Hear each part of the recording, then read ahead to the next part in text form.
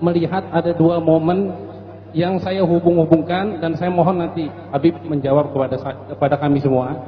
Pada saat yang sama, dua momen ini keluar berbarengan dengan alasan membuat konstruksi rel kereta api Jakarta-Bandung dan pelabuhan-pelabuhan di seluruh Indonesia. TV One menyiarkan akan datang arus 10 juta orang dari negeri Cina, pekerja kasar, untuk membantu. TV One berkali-kali mengulang itu pernyataan. Kemudian pada saat yang sama juga tiba-tiba keluar keputusan Menteri Dalam Negeri, KTP seumur hidup bagi anak lulusan SMP umur 17 tahun. Seperti kita tahu, anak umur 17 tahun baru lulus SMP, belum lulus SMA, umur 17 tahun dia harus wajib untuk mendaftar membuat KTP. 30-40 tahun kemudian ada yang aneh, dia sudah menjadi nenek-nenek, KTP-nya ya tetap itu, foto tidak berubah-ubah. Menurut saya itu kebijakan yang tidak masuk akal. KTP anak SMP, lulus SMP, 30-40 tahun kemudian ya KTP-nya itu juga. Terus pada saat yang sama arus 10 juta orang asing ini masuk ke sini. Nah, saya pribadi menghubung-hubungkan ini salah satu strategis untuk memenangkan pemilu-pemilu yang diinginkan oleh orang-orang mereka. Nah, bagaimana FPI menyikapi pendapat saya ini? Mohon maaf. Ya, terima kasih banyak Abi Hasan, jazakumullahu khairul jazak. Tentang serbuan pekerja asing dari negeri Cina, ini memang merupakan tantangan berat buat kita semua. Jadi perlu kita ketahui, beberapa waktu yang lalu Presiden kita memang mendapat bantuan kucuran dana dari negeri Cina untuk pembangunan. Tapi tolong dicatat oleh semua ikhwan yang ada di sini, dana bantuan untuk pembangunan dari Cina yang jumlahnya ratusan triliun itu tidak cuma-cuma. Pertama, itu sebagai pinjaman yang berbunga. Yang kedua, ini yang perlu kita tahu, bahwa ada kompensasi pembangunan itu harus dilakukan oleh perusahaan Cina. Berarti kan duitnya masuk ke sana lagi. Dan nggak sampai di situ. Yang ketiga, perusahaan Cina yang membangun itu akan menggunakan material, konstruksi dan lain sebagainya juga dari Cina. Yang keempat, untuk melaksanakan proyek-proyek tersebut, tenaga kerjanya pun ada persentase tertentu harus dari Cina. Nah, makanya ada beberapa proyek, katakan 900 tenaga kerja, yang 300 dari Cina. Kalau 9.000 tenaga kerja, yang 3.000 dari Cina, 30% lebih. Nah, jadi artinya di sini kita lihat, yang ngasih utang Cina, negara Cina nih, pakai bunga, kita bayar utangnya pakai bunga nanti. Terus kita punya proyek, mesti perusahaan dia juga yang kerjain. Dan beli materialnya, mesti beli sama dia juga. Nah, kemudian tenaga kerjanya mesti tenaga kerja dari dia juga. Jadi ini betul-betul satu penjajahan ekonomi. Jadi ini yang menolak sudah banyak, bukan hanya dari kalangan Islam, tapi hampir seluruh elemen bangsa Indonesia apapun agamanya yang cinta yaitu kepada negara ini, yang punya semangat nasionalisme dan kebangsaan yang tinggi, mereka semua menolak. Dan ini nggak boleh dibiarkan. Nah, ini yang perlu. Dan lagi pula persoalan tenaga kerja yang didatangkan tersebut, saudara, itu kan mestinya harus melalui bukan hanya sekedar perekrutan perusahaan mereka, tapi juga harus melalui penelitian pihak kita. Kita mesti tahu ini yang diturunkan ini intelijen bukan, yang diturunkan ini tentara bukan, yang diturunkan ini sebetulnya siapa.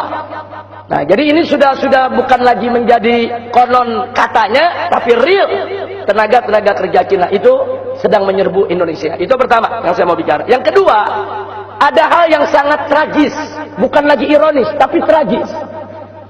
Manakala saudara di kita punya negeri, ini sarjana yang baru lulus sekolah mau cari kerja setengah mati, itu antri untuk mendaftar ujian PNS aja 3 hari 3 malam mereka mesti antri setengah mati. Saudara, satu cari kerja setengah mati, ditambah lagi yang kedua yang udah dapat kerja banyak di PHK. Ini bangsa kita sendiri, udah bangsa kita cari kerja susah, banyak yang di PHK, akhirnya banyak yang terpaksa jadi TKI dan TKW di luar negeri. Sementara kita lagi kesulitan menyediakan lapangan kerja sedemikian rupa, lah kok lapangan kerja yang ada dikasih bangsa Cina. Ini bangsa Cina yang saya maksud di sini yang datang dari RRC ini ya. Bukan Cina yang warga negara Indonesia, bukan. Kalau Cina warga negara Indonesia, mereka punya hak sipil yang sama dengan kita. Tapi ini saya bicara tenaga kerja dari negeri Cina. Loh, orang kita lagi banyak yang di PHK, kita lagi sulit mencari kerja. Saudara, banyak orang-orang kita terdampar, saudara, di penderitaan menjadi TKI dan TKW. Yang mereka penderitaannya luar biasa di luar negeri sana. Nah, tahu-tahu sekarang ada kerjaan bagus, saudara, diberikan kepada tenaga kerja dari Cina. Dan yang lebih tragisnya lagi, saudara, banyak tenaga kerja dari Cina tersebut, saudara, standar gajinya di atas standar gaji kita. Ini mau dibawa kemana ini negeri? Saya khawatir kalau ini terus-menerus dibiarkan, besok akan terjadi revolusi sosial yang luar biasa di negeri ini. Hati-hati, saya ingatkan kepada pemerintah, hati-hati, ini masalah ketenaga kerjaan, masalah mencari nafkah, ini masalah yang sangat serius, harus menjadi perhatian, dan ini mesti di stop, nggak boleh dibiarkan, saudara. Kita mau kerjasama dengan negeri Cina, silakan.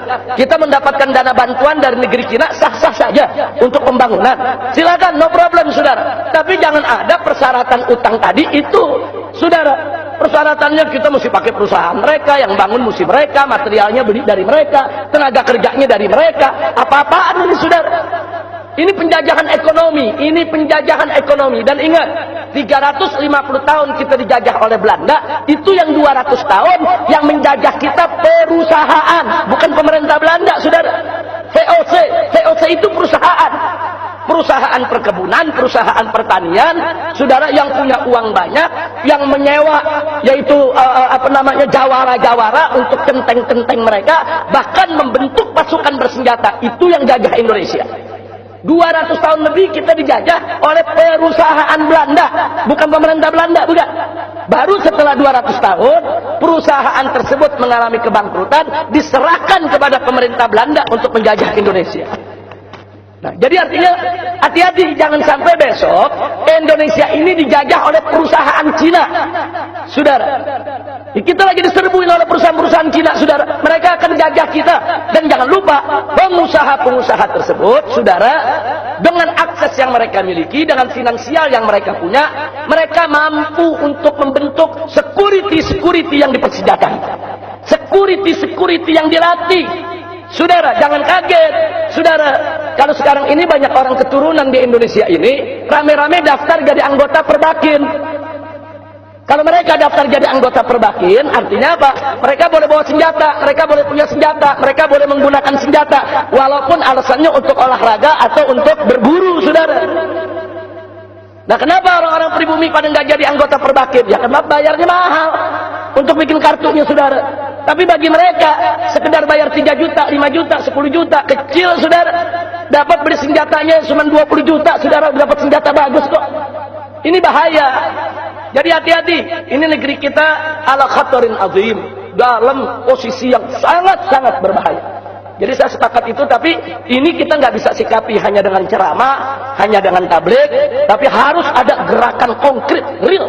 Bagaimana untuk mencegah ini semua? Kita harus kirim delegasi ke DPR, kita harus pertanyakan itu ke DPR, khususnya Komisi 1 bidang politik dan keamanan, saudara, untuk mencegah ini semua. Kita harus tekan presiden, kita harus tekan pengambil kebijakan, nggak boleh negeri ini dilelang begitu saja, saudara.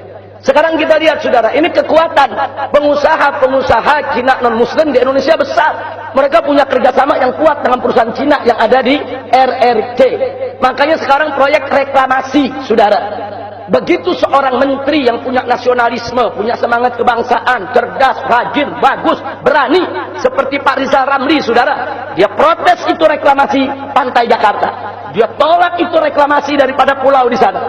Akhirnya ribut dengan Ahok, saudara. Apa yang terjadi? Bukan Ahok yang digusur, Rizal Ramli yang diberhentikan. Ada apa? Sebab ini proyek reklamasi pantai, saudara. Ini reklamasinya sudah berjalan, duit triliunan dari investor Cina sudah masuk. Saudara, mereka sudah buat gambar apartemen-apartemen di 17 pulau, dan mereka sudah buat iklan, yaitu animasi, dan itu iklan disiarkan di televisi di Beijing. sehingga pengusaha-pengusaha Cina beli itu apartemen. Apartemennya belum dibangun, nguruknya belum selesai. Saudara, unit itu udah habis laku. Nah sekarang ini berapa ratus triliun. Makanya kalau reklamasi itu di stop, sebagaimana Ahok mengatakan, kalau di stop kita akan dituntut oleh luar negeri. Memang betul. Memang betul. Tapi disinilah dituntut keberanian Jokowi. Stop itu proyek reklamasi, saudara. Ini 9 perusahaan naga, company naga yang Indonesia, saudara, bangkrut. Bangkrut. Mereka harus kembalikan berapa triliun itu kepada investor-investor liar tadi, saudara. Jadi ini negeri mau dijual, saudara. Kenapa nggak diiklankan di Jakarta? Biar orang-orang kaya pribumi yang beli, saudara. Enggak. Diiklankannya di Beijing, di pinggir laut. Kalau sudah namanya di pinggir laut, besok mereka menguasai laut. Mereka bisa memasok apa saja yang mereka mau, saudara. Dan catat baik-baik. Seperti tadi saya katakan. Mereka memberikan dana. Perusahaannya harus perusahaan dari Cina. Materialnya material dari Cina. Tenaganya tenaga dari Cina. Nah, sekarang mereka kirim nih material dari Cina, termasuk pipa-pipa besar untuk ditangkap di pantai reklamasi pengurukan tanah.